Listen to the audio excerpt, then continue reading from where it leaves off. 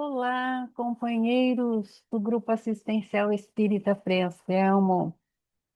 Estamos aqui mais uma vez para juntos estudarmos o livro Boa Nova. Livro esse trazido pelas mãos luminosas de Francisco Cândido Xavier e o querido espírito Humberto de Campos. Para a nossa lição de hoje, coube a mim a lição de número 6.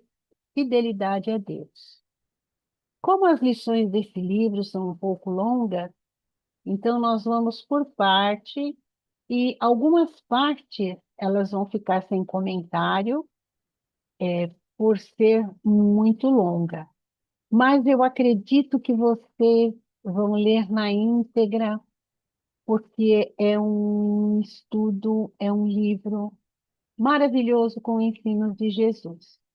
Mas antes, eu vou solicitar a vocês que divulguem as mídias do Frei Anselmo no Facebook, no YouTube, para que mais pessoas possam participar desses estudos. Existem vários outros vídeos gravados na página do Frei Anselmo e que são extremamente valorosos para nossa reflexão, porque Espiritismo é transformação interior.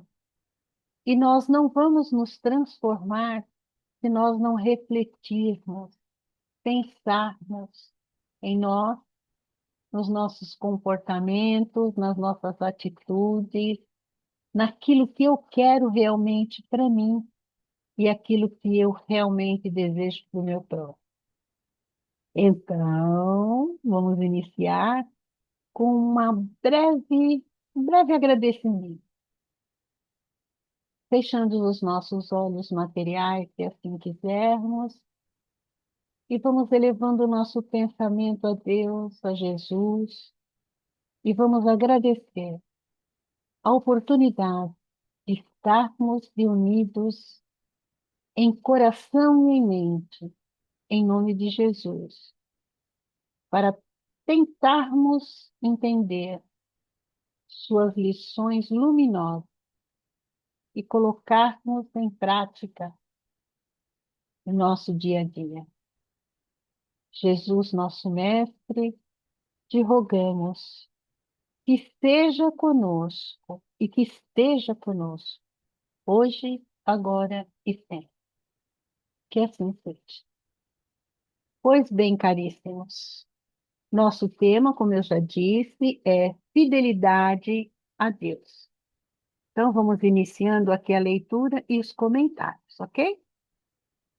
Depois das primeiras prédicas de Jesus, respeito aos trabalhos indigentes que a edificação do reino exigia aos seus discípulos, esboçou-se na fraterna comunidade um leve movimento de incompreensão, que, pois a Boa Nova reclama tamanhos sacrifícios, então o Senhor, que sondava o íntimo dos seus companheiros diletos, os reuniu uma noite, quando a turba os deixara só, e já algumas horas havia passado sobre o pôr do sol.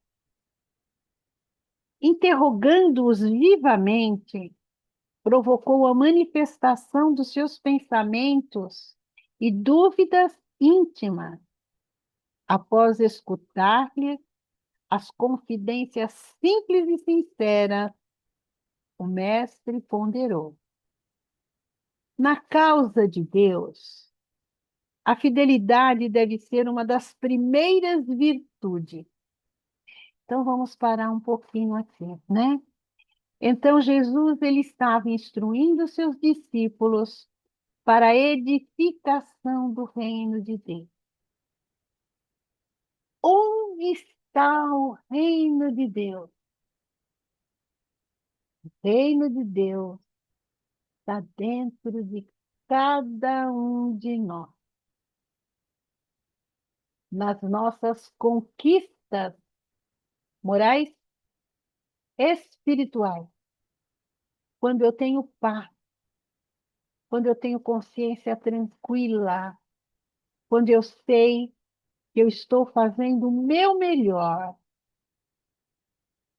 da forma que eu sei, que eu tenho capacidade e condição de fazer,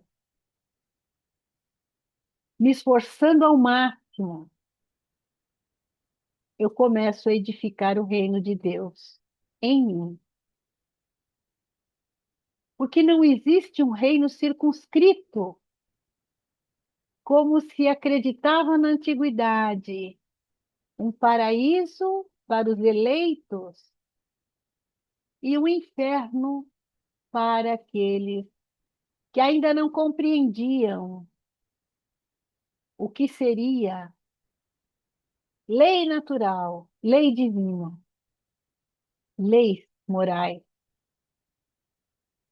Então, para esses discípulos de Jesus de sua época, não existia ainda como hoje a gente conhece, sabe, a reencarnação.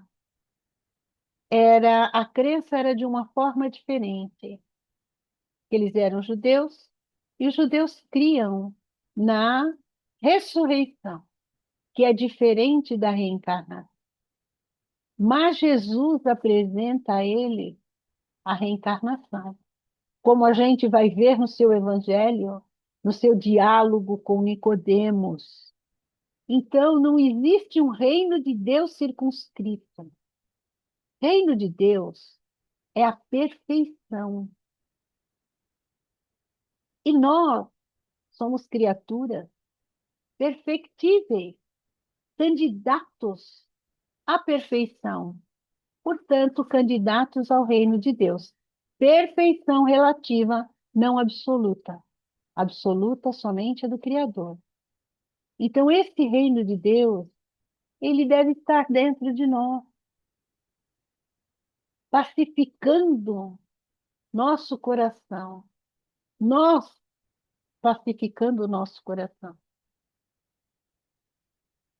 Estaremos já no reino de Deus, sem precisar sair daqui do orbe. Tudo vai depender do meu entendimento e da minha compreensão dos ensinos de Jesus. Então vamos ver a resposta de Jesus aos discípulos. Na causa de Deus, fidelidade deve ser uma das primeiras virtudes. Quando Jesus se refere à fidelidade a Deus, nós vamos nos lembrar que Jesus nos ensina a amar ao próximo como a nós mesmos.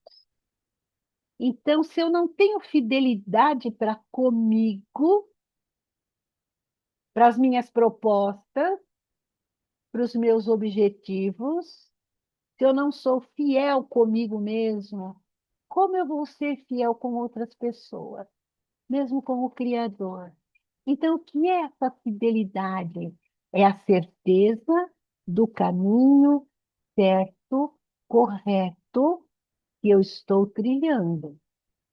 Sendo fiel, persistindo nos meus propósitos, eu vou ser fiel a mim.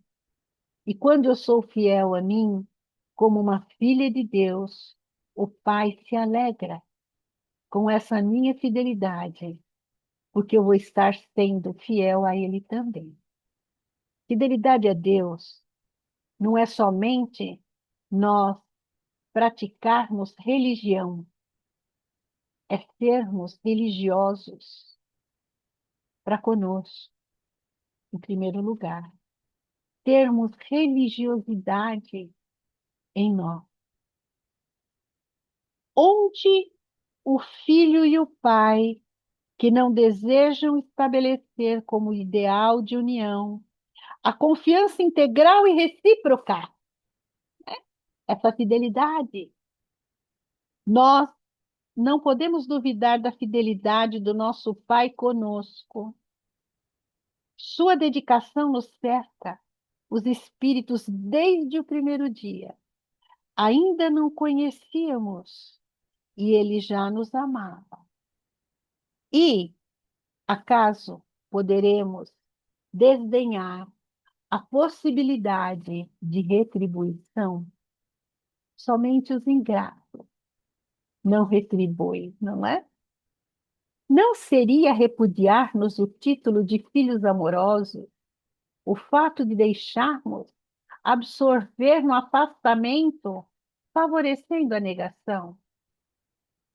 Como o discípulo o escutar, perdão, como os discípulos o escutassem atentos, bebendo-lhe os ensinos, o mestre acrescentou: tudo na vida tem o preço que lhe corresponde. Se vacilais receosos ante as bênçãos do sacrifício e as alegrias do trabalho, meditai nos tributos que a fidelidade ao mundo exige. O prazer não costuma cobrar do homem imposto alto e doloroso? Quanto pagarão em flagelações íntimas o vaidoso e o avarento? Qual o preço que o mundo reclama ao gozador e ao mentiroso? O clarão alvacento da lua, como pai bondoso, rodeado de seus filhinhos. Jesus reconheceu que os discípulos, diante das suas cariciosas perguntas, haviam transformado a atitude mental como que iluminados de súbito clarão. Então, aqui Jesus está mostrando para eles, né, que tudo na nossa vida tem um preço.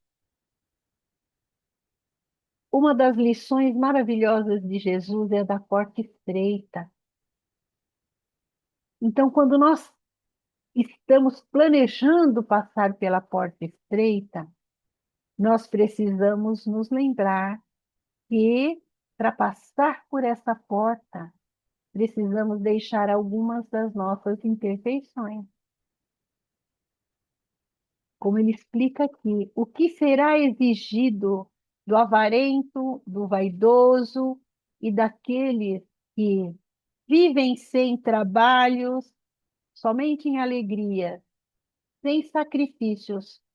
E quando Jesus fala em sacrifícios, quando nós nos propomos a uma transformação interior, nós precisamos abandonar as nossas viciações.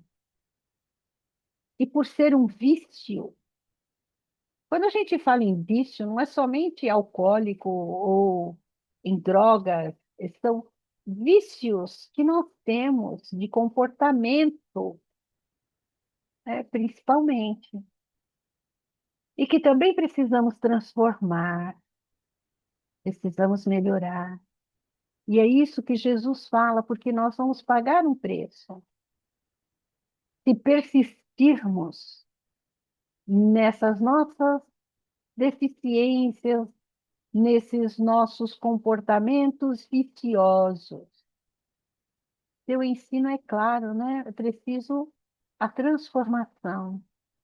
É preciso eu enxergar a mim mesmo em primeiro lugar, falar comigo diante de um espelho, como se eu estivesse falando com outra pessoa e procurando ouvir o que eu responderia. Com certeza, seríamos um pouco rígidos, mas a gente deixa para lá e não pratica, né? Esse falar consigo mesmo, em voz alta, de preferência. Não importa que os outros vão achar que estamos ficando louca, não tem importância. Ter o ditado, né, que de médico e de louco todo mundo tem um pouco. Então, deixa o povo achar que estamos loucos. Eu, principalmente, já na minha idade, já está senil. Não é assim?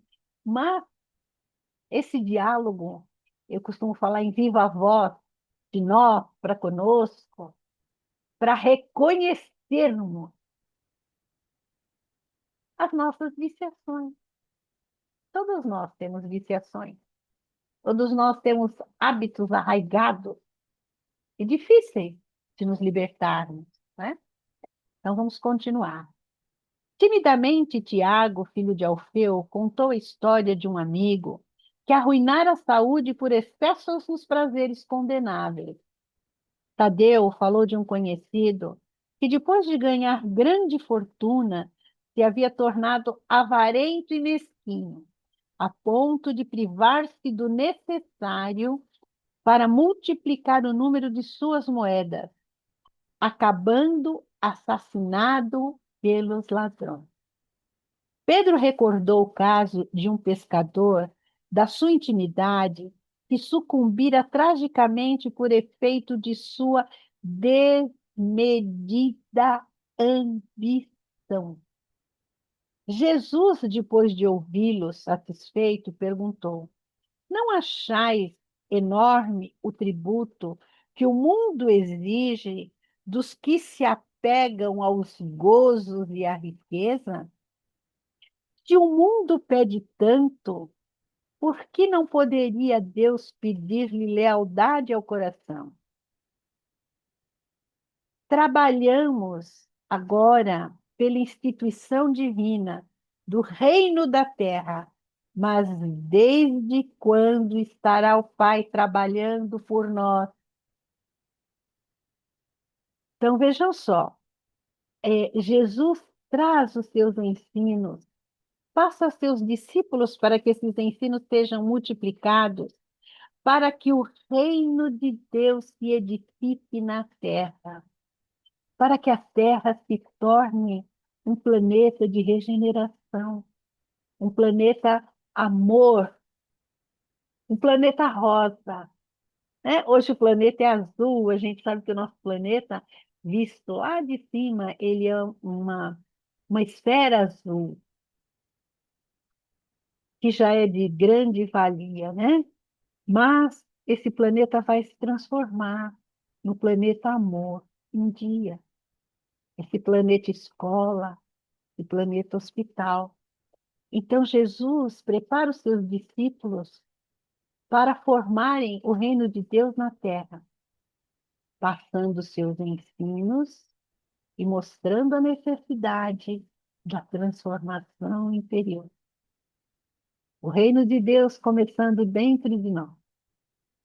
As interrogativas pairavam no espaço sem resposta dos discípulos, porque, acima de tudo, eles ouviam a que lhes dava o próprio coração. Do firmamento infinito, os reflexos do luar se projetavam num lençol tranquilo do lago, dando a impressão de encantador caminho para o horizonte, aberto sobre as águas, por entre deslumbramentos de luz. Enquanto os companheiros meditavam no que dissera Jesus, Tiago se lhe dirigia nesses termos: Mestre, tenho um amigo de Corazim que nos ouviu a palavra santificante e desejava seguir-vos. Porém, asseverou-me que o reino pregado pela vossa bondade está cheio de numerosos obstáculos, acrescentando que Deus deve mostrar-se a nós outros somente na vitória e na ventura. Devo confessar que hesitei ante as suas observações, mas agora, esclarecido pelos vossos ensinamentos, melhor os compreendo e afirmo-vos que nunca esquecerei minha fidelidade ao Rei.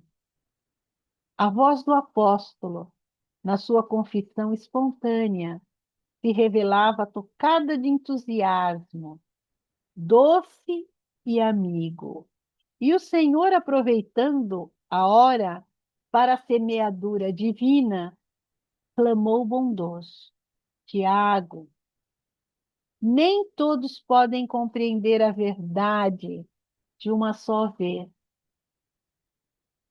Nós estamos ainda tentando compreender o Evangelho e as verdades nele contidas, bem como o Espiritismo, a doutrina dos Espíritos, os ensinos trazidos para nós, que nós ainda não absorvemos na íntegra, nem o Evangelho, né? Mas nós já possuímos a compreensão de uma parte da verdade. Devemos considerar que o mundo está cheio de crentes que não entendem a proteção do céu, senão nos dias de tranquilidade e triunfo. Somos nós, né? Quando estamos em alguma dificuldade, a primeira coisa que a gente fala: cadê você, meu mentor? Cadê você que não está aqui do meu lado? Você não está vendo que eu estou aflito, estou em desassossego, desassossegado, não é? Onde estão meus mentores da espiritualidade amiga, os mentores da casa espírita, os amigos espirituais? Cadê? É o nosso questionamento primeiro diante das aflições que nós mesmos buscamos para nós. Nós, porém, que conhecemos a vontade suprema, temos que lhe seguir o roteiro, saber esperar. É difícil. Somos impacientes, somos imediatistas. Queremos sempre que se resolva do dia para a noite, mas tudo tem que estar no tempo de Deus. Por que a gente fala o tempo de Deus? É o tempo da nossa maturidade, é o tempo que nós precisamos amadurecer para receber. É difícil. Nós queremos para ontem, assim estamos acostumados, para ontem, mas precisamos aguardar e seguir o roteiro do Pai. Não devemos pensar no Deus que concede, mas no Pai que educa, por isso não recebemos de imediato. Não no Deus que recompensa, que aceita a troca, sim no Pai que aperfeiçoa, que nos traz o aprendizado para nos aperfeiçoar. Daí se segue que a nossa batalha pela redenção tem que ser perseverante e sem trégua. Desistir é fácil. Colocar a culpa no outro também é fácil. Enxergar o tamanho do nosso desafio, encará-lo e persistir é difícil. Achamos mil prerrogativas para não continuar, para desistir, para acharmos um culpado pela nossa desistência. É sempre assim. Como eu falei ainda hoje, de mim para comigo, a evolução é individual. Não adianta eu tentar me escorar no outro. A minha evolução é individual. O meu espírito, ele é individual. Não é acoplado em ninguém. Sou eu comigo. Essa que é a dificuldade, é aceitar que sou eu comigo. Nesse ínterim, todos os companheiros de apostolado, manifestando o interesse que os esclarecimentos da noite lhe causavam, se propuseram a perguntar com respeito e carinho. Mestre, clamou um deles, não seria melhor fugirmos do mundo para viver na incessante contemplação do reino? Que bom, né? Só orar, contemplar. Que diríamos ao filho que se conserva em perpétuo repouso junto do pai que trabalha sem cessar no labor da grande família? Respondeu Jesus. De modo, de que modo, porém, se há de viver como homem e como apóstolo do reino de Deus na face do mundo? Inquiriu Tadeu. Jesus vai lhe responder. Em verdade, esclareceu o Messias, ninguém pode servir simultaneamente a dois senhores. For absurdo viver ao mesmo tempo para os prazeres condenáveis da terra e para as virtudes sublimes do céu. Então vejam só, aqui está não servir a Deus e a Mamão, né? Uma explicação. Então veja só, eu não posso viver exclusivamente de prazeres condenáveis, que a gente sabe que muitas vezes nós, na nossa juventude, já tivemos algumas atitudes nessa etapa, né? Mas veja só, o que é condenável para o Criador e o que é condenável para nós? Tudo que sai dos ensinos de Jesus e dentro da lei. Porque o Criador vai se ofender? Jesus vai se ofender? Não.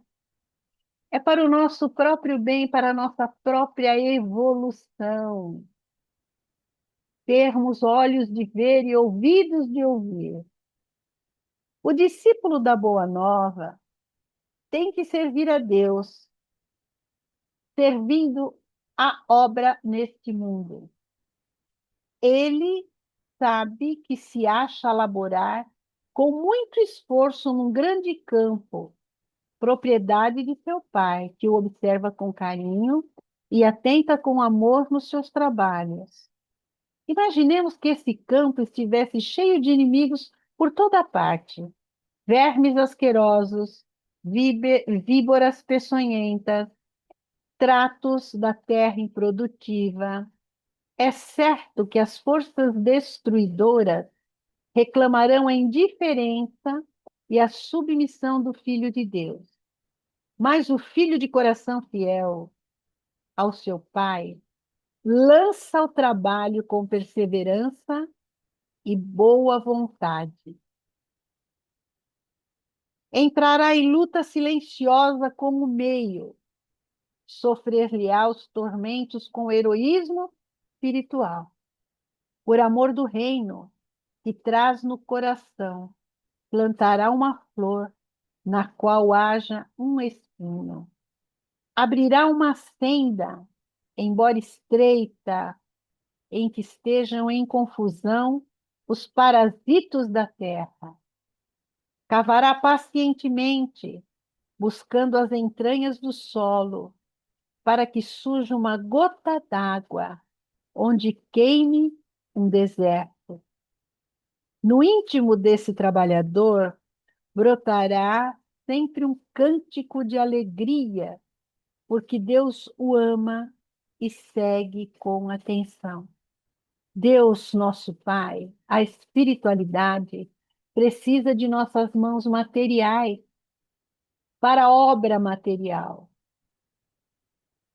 E precisa das nossas boas vibrações, das nossas orações sinceras para as obras espirituais. Qual a primeira qualidade a cultivar no coração? Perguntou um dos filhos de Zebedeu, para que nos sintamos plenamente identificados com a grandeza da tarefa espiritual. Todos os discípulos se fazem essa mesma pergunta, porque nós também somos discípulos de Jesus, também estudamos os seus ensinos e procuramos praticar, então somos seus discípulos. Acima de todas as coisas, respondeu o mestre, é preciso ser fiel a Deus, como eu disse de início, fiel a Deus e a nós, aos nossos propósitos.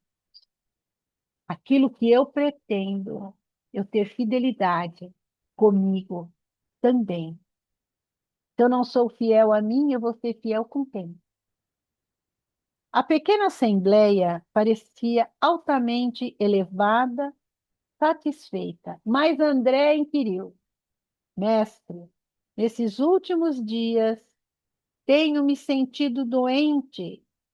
Receio não poder trabalhar como os demais companheiros.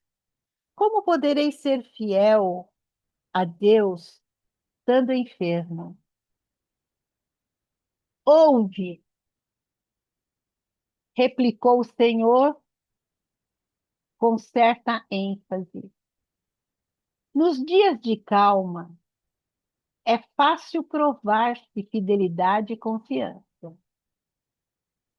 Não se prova, porém, dedicação verdadeiramente, senão nas horas tormentosas, em que tudo parece contrariar e perecer. Nas horas das nossas aflições, né? Dos nossos desafios, é confiar no Pai, confiar que Deus, nosso Pai, tudo vê, tudo sabe, está em tudo, está em nós. E como nós vimos aqui nessa própria lição, estamos em aprendizado, então precisamos de lição, somos estudantes. E aqueles estudantes que fazem a tarefa direitinho, vão passando para outras tarefas e fazendo outras provas. Sempre nós vamos ter, né, os desafios, porque os desafios são alavanca para o nosso crescimento. O enfermo tem consigo diversas possibilidades de trabalhar para o nosso Pai, com mais altas probabilidades de êxito no serviço. Tateando ou rastejando, busquemos servir ao Pai, que está nos céus. Porque nas suas mãos divinas vive o universo inteiro. Tudo é criação do Pai.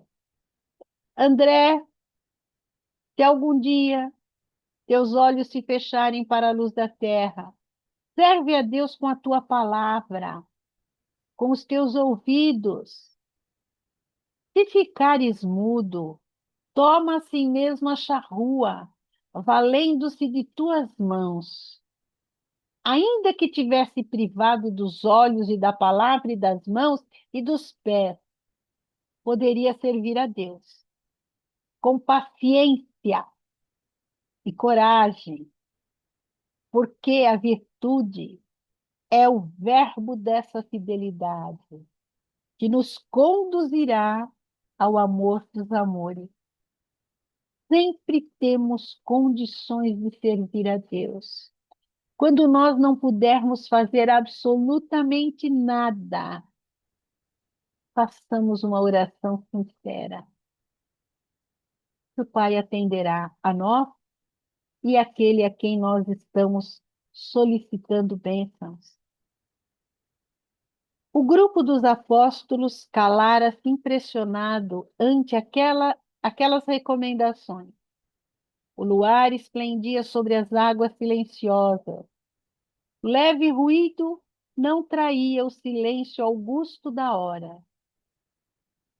André chorava de emoção, enquanto os outros observavam a figura do Cristo, iluminada pelos clarões da lua, deixando entrever um amoroso sorriso.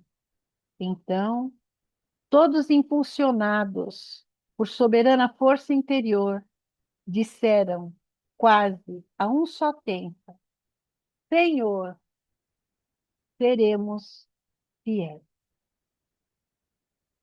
Jesus continuou a sorrir, como quem sabia a intensidade da luta a ser travada e conhecia a fragilidade das promessas humanas. Jesus sabe. Nossos amigos espirituais sabem. Deus, nosso Pai, sabe da nossa fragilidade. Entretanto, do coração dos apóstolos jamais se apagou a lembrança daquela noite luminosa de Cafarnaum, aureolada pelo ensinamento divino. Humilhados, perseguidos, crucificados na dor e esfolados vivos, souberam ser fiéis diante de todas as vicissitudes da natureza, transformando suas angústias e seus trabalhos num cântico de glorificação. Sob a eterna inspiração do Mestre, renovaram a face do mundo. Jesus renovou a face do mundo e os seus discípulos, aqueles que estiveram ao seu lado, continuaram o seu trabalho. E o nosso discípulo dos gentios, né? Dos não-judeus, Saulo convertido a Paulo, mesmo sem ter convivido com Jesus, foi extremamente fiel aos seus ensinos, vivenciou todos os tormentos, calúnia que o mestre também passou. Fugiu, foi apedrejado, quase morto. Desistiu da sua família que não o aceitava cristão e continuou fiel aos ensinos de Jesus. Continuou sendo fiel a ele mesmo, porque ele enxergou, porque ele viu, porque ele compreendeu que o Evangelho, como diz Jesus, é o caminho, é a verdade, é a vida. Caríssimo, obrigada por terem estado comigo. Vou solicitar mais uma vez que divulguem as mídias do Frei Anselmo, para que mais pessoas possam ter acesso aos ensinos de Jesus. Vou rogar a Deus Pai e a Jesus, nosso Divino Mestre, que possamos ter os nossos corações fiéis aos ensinos, procurando praticar aquilo que já temos condição, sem vaidade, sem querer mostrar o que ainda não temos, mas que possamos ser fiéis a nós e ao Evangelho. Jesus, nosso Mestre, esteja conosco e esteja conosco hoje e sempre. Gratidão, caríssimo. Gratidão. Fiquem na paz de Deus.